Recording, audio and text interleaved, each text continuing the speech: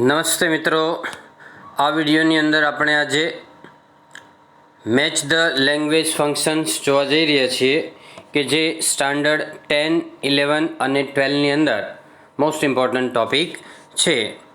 તમારે સામેથી જ આન્સર મેચ કરવાનો છે. ફોર એક્ઝામ્પલ, પહેલું જે સેન્ટન્સ છે, please do not disturb the child while he is sleeping. જ્યારે બાળક ઊંઘેલું હોય ત્યારે એને ખલેલ પહોંચાડશો નહીં. પ્લીઝ એટલે રિક્વેસ્ટ બતાવે, હંમેશા યાદ રાખવાનું કે પ્લીઝ એ રિક્વેસ્ટ બતાવે છે એટલે ડિસ્ક્રાઇબિંગ રિક્વેસ્ટ લખવાનું. પછી સેકન્ડ છે, ધો he is poor he is honest. જો કે તે ગરીબ છે છતાં પણ તે પ્રામાણિક છે. ધો વિરોધાભાસ બતાવે, વિરોધાભાસ એટલે એને કહેવાય કોન્ટ્રાસ્ટ. નંબર 3 છે, we went to a factory because we wanted to see the work. અમે ફેક્ટરી ગયા કારણ કે અમે કામ જોવા ઈચ્છતા હતા. તો બીકોઝ એટલે કારણ, કારણ એટલે રીઝન બતાવે છે, ડિસ્ક્રાઇબિંગ રીઝન.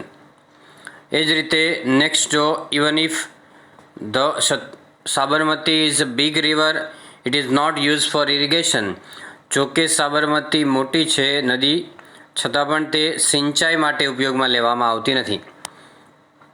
ધો, ઓલ્ધો અને ઇવન ધો એ વિરોધાભાસ બતાવે, વિરોધાભાસ એટલે કોન્ટ્રાસ્ટ કહેવાય.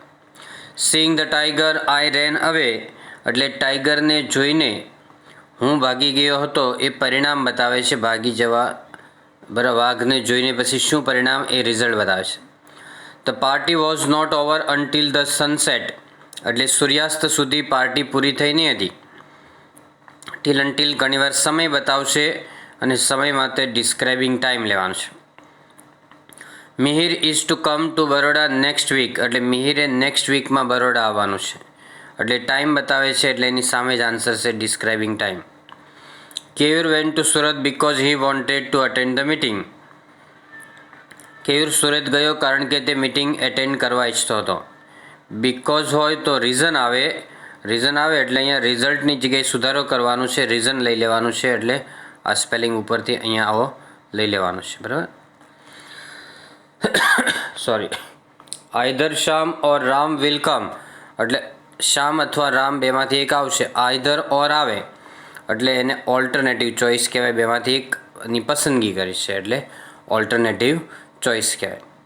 ઓકે, ચાલો આગળ જો. He had finish his work before going out એટલે તેણે બહાર જતાં પહેલાં કામ પૂર્ણ કર્યું. તો બરાબર, પહેલાં પૂર્ણ ભૂતકાળ છે, પછી સાદો ભૂતકાળ છે અને બિફોર અહીંયા ટાઈમ બતાવે છે એટલે ડિસ્ક્રાઇબિંગ ટાઈમ લેશો તો એ ચાલશે. પછી સેકન્ડ છે, he bought a nice big flat in Rajkot. તેણે રાજકોટમાં એક મોટો ફ્લેટ ખરીદ્યો છે. બરાબર, તો એક ક્રિયા થઈ છે એટલે ડિસ્ક્રાઇબિંગ એક્શન લેવાનું.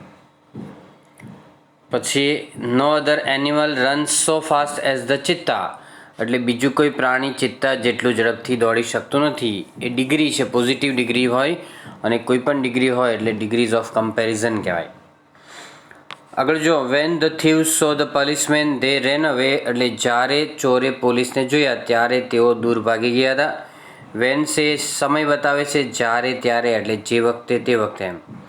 Your idea is very nice એટલે તમારો વિચાર ખૂબ સુંદર છે, અભિપ્રાય બતાવે છે એટલે ઓપિનિયન કહેવાય. You can not get good result unless you work hard એટલે જો તમે સખત મહેનત ન કરો તો તમે સારું રિઝલ્ટ મેળવો નહીં. બરાબર, તો અનલેસ એટલે જો નહીં, તો એ શરત છે, સારું રિઝલ્ટ મેળવવા માટેની શરત છે સખત મહેનત કરવી એટલે એને કહેવાય કન્ડિશન કહેવાય. શું કહેવાય? કન્ડિશન. આગળ જો, his father told that he would come early. તેના ફાધરે એવું કહ્યું હતું કે તે વહેલા આવશે. ટોલ્ડ ધેટ, આસ્ક્ડ, ઇફ જેવા શબ્દો છે, ઇનડાયરેક્ટ સ્પીચના હોય કોઈ પણ, તો એ રિપોર્ટિંગ ઇવેન્ટમાં લેવાના છે. Reporting event. We should start our day with prayers એટલે આપણે પ્રાર્થનાથી આપણી દિવસની શરૂઆત કરવી જોઈએ. તો શુડ છે, સલાહ બતાવે છે, સલાહ એટલે ડિસ્ક્રાઇબિંગ એડવાઇસ આવે. No other thing in life is so precious as character. બીજી કોઈ વસ્તુ ચારિત્ર્ય જેટલી મૂલ્યવાન નથી, એ કમ્પેરિંગ બતાવે છે, ડિસ્ક્રાઇબિંગ કમ્પેરિઝન. સરખામણી એ પોઝિટિવ ડિગ્રી પણ કહેવાય. હી નેવર કમ્સ લેટ એટલે તે કદી લેટ આવતો નથી, તો હી નેવર કમ્સ લેટ આપેલું છે. બરાબર, તો એને કહેવાય ફ્રીક્વન્સી કહેવાય. નેવર એટલે કદી પણ નહીં. કોઈ ક્રિયા કેટલી વાર બને છે અથવા કદી પણ બનતી નથી એ ફ્રીક્વન્સી બતાવે છે, આવૃત્તિ બતાવે છે. A teacher can have neither a bungalow nor a car એટલે ટીચર પાસે બંગલો કે કાર હોતા નથી. નાઇધર નોર નીચે અંડરલાઇન કરી છે. એ ઓલ્ટરનેટિવ ચોઇસ બતાવે છે. ડિસ્ક્રાઇબિંગ ઓલ્ટરનેટિવ એટલે વિકલ્પ બતાવે છે. ત્યાર પછી unless you seat quietly I will send you out એટલે જો તમે શાંતિથી નહીં બેસો તો હું તમને બહાર કાઢીશ. ઇફ અને અનલેસ એટલે જો તો છે એ શરત બતાવે છે. શરત એટલે કન્ડિશન બતાવે છે. બરાબર. બીજું છે ઓલ્ટરનેટિવ ચોઇસમાં હતું. અગર જો stay here till I return એટલે જ્યાં સુધી હું પાછો આવું ત્યાં સુધી તમે રોકાજો. ટીલ અનટીલ છે સમયદર્શક હોય ત્યારે ટાઈમમાં લેવાનું છે. Although Shardul is young he knows good manners એટલે જો કે શાર્દુલ નાનો છે છતાં પણ તે સારી રીતભાત જાણે છે. વિરોધાભાસ એટલે કોન્ટ્રાસ્ટ. ધો ઓલ્ધો ઇવન ધો એ કોન્ટ્રાસ્ટ બતાવે છે. Would you open the window for me would you અથવા કુડ યુ છે વિનંતીનો ભાવ બતાવે છે. બરાબર. એટલે ડિસ્ક્રાઇબિંગ આમાં ખરેખર રિક્વેસ્ટ આવવું જોઈએ પણ રિક્વેસ્ટ આપેલું નથી આમાં એટલે એ ભૂલ કહેવાય. અહીંયા રિક્વેસ્ટ કરી દેજો. Describing request. રીઝનની જગ્યાએ રિક્વેસ્ટ કરી દેવાનું. બરાબર. વુડ યુ અને કુડ યુ હંમેશા રિક્વેસ્ટ બતાવે છે, યાદ રાખજો. આગળ છે Mriga is not so tall as Kalyani એટલે મૃગા છે કલ્યાણી જેટલી ઊંચી નથી. બરાબર. એઝ સો એઝ એ ડિગ્રી બતાવે છે અને ડિગ્રીઝ ઓફ કમ્પેરિઝન કહેવાય, સરખામણીની તુલનાઓ. I think that Manish will win the race મને લાગે છે કે મનીષ રેસ જીતશે. બરાબર. તો એ ધારણા છે. ધારણા એટલે સપોઝિશન કહેવાય. ધો હી વર્ક હાર્ડ હી ફેલ્ડ જોકે તેણે સખત મહેનત કરી હતી છતાં પણ તે ફેલ થયો હતો એટલે વિરોધાભાસ બતાવે છે. ધો અને એને લેવાનું છે કોન્ટ્રાસ્ટમાં.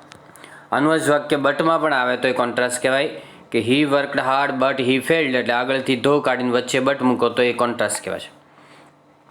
His aunt has some pain so she consulted a doctor એની આંટને થોડી પીડા થતી હતી તેથી તેણે ડૉક્ટરનો સંપર્ક કર્યો હતો. સો અને બીકોઝ છે એ રીઝન બતાવે છે, કારણ બતાવે છે એટલે તમારે ડિસ્ક્રાઇબિંગ રીઝન લેવાનું છે.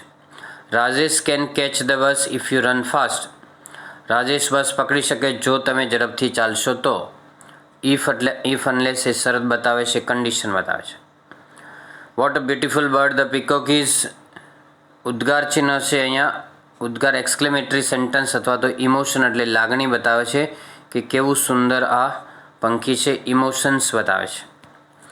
Okay friends, so that's all. Happy learning, happy sharing. Video ગમે તો લાઇક કરો, શેર કરો, ચેનલને સબસ્ક્રાઈબ કરો. Thank you again.